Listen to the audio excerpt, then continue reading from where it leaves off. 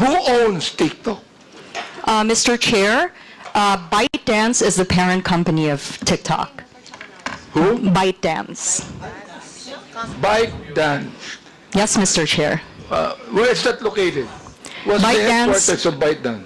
I believe, Mr. Chair, the headquarters of ByteDance is in China. In China. Yes, Mr. Alright, Chair. ByteDance in China.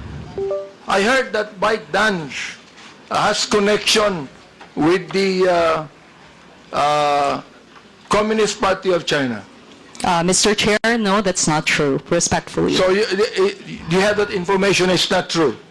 Mr. but I Chair, have some that's correct. information, It's it's not true. true. Yes, it's not Meron true, ako Mr. Chair. information na totoo.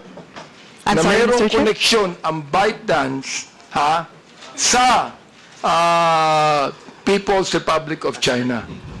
Wala. No, Mr. Chair. The Chinese government Miss is... Pichi, Mr. Chair, no company in China can exist without any connection with the People's Republic of China.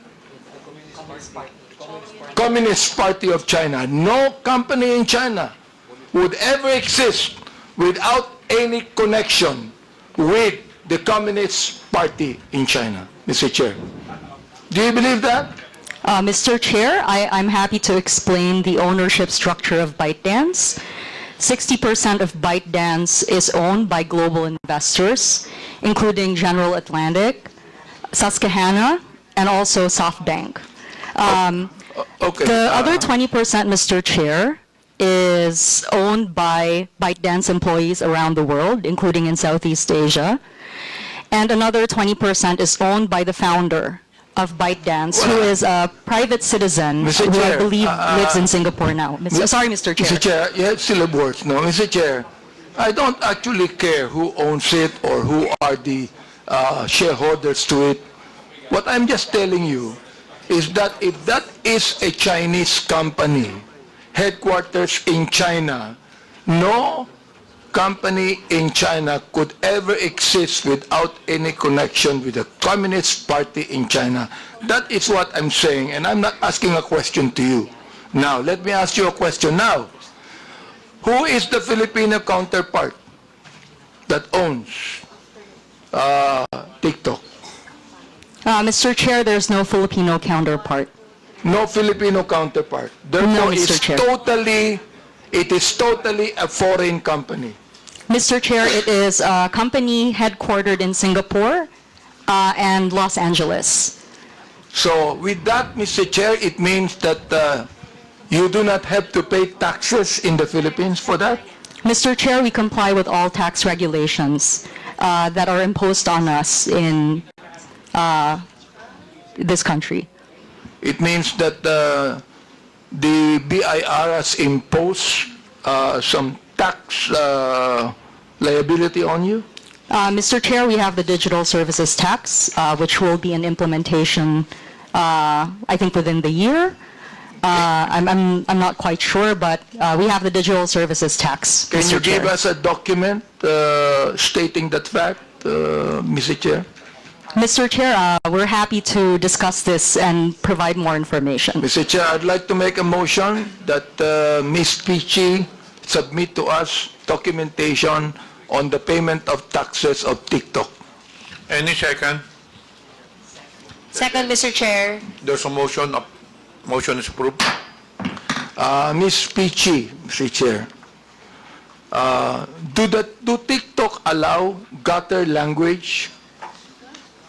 Mr. Chair, we strive to balance free expression with protecting user safety, Mr. Chair. Mr. Chair, is gutter language free expression?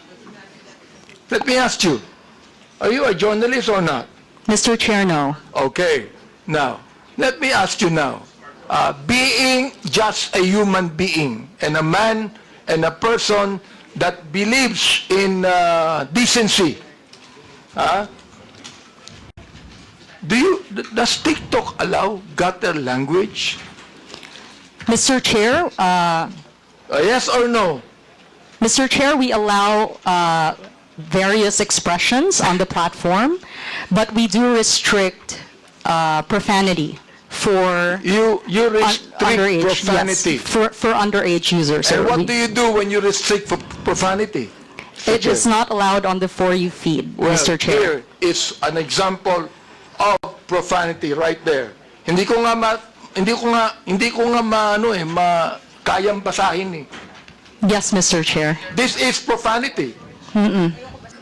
So you said that you do not allow, you restrict profanity, Mr. Chair. And this is profanity right there.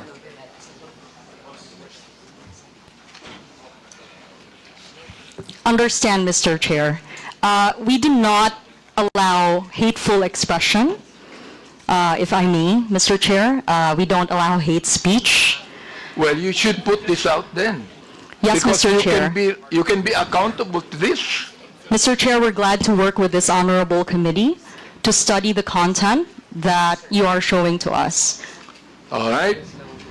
And I have also here some, not just profanity, but pornography.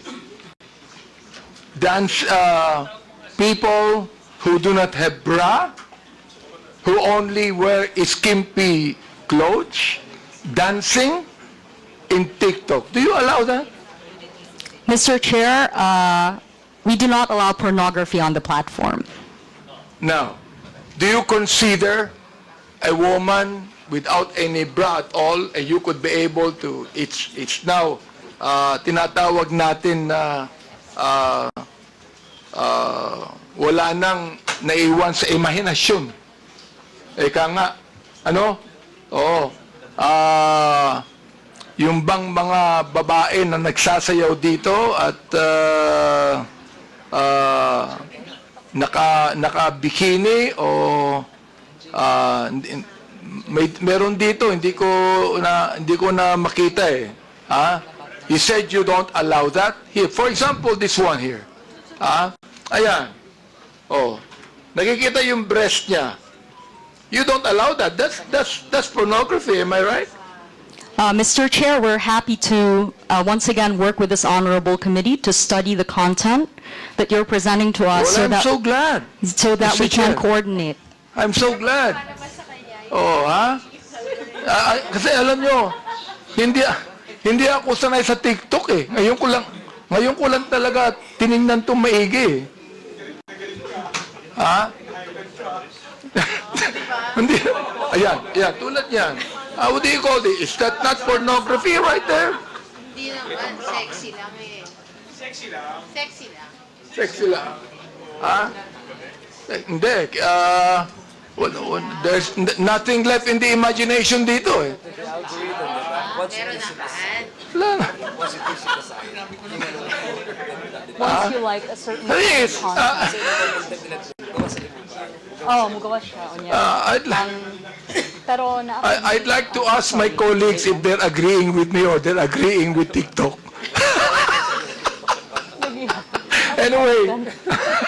Anyway, Mr. Chair, I'm so glad that you will be working with us on that, no? But we would like to please now tell TikTok, I think that they would be more decent in what they're trying to portray, no? understand, Mr. Chair. Thank you very Maraming much. salamat. Boses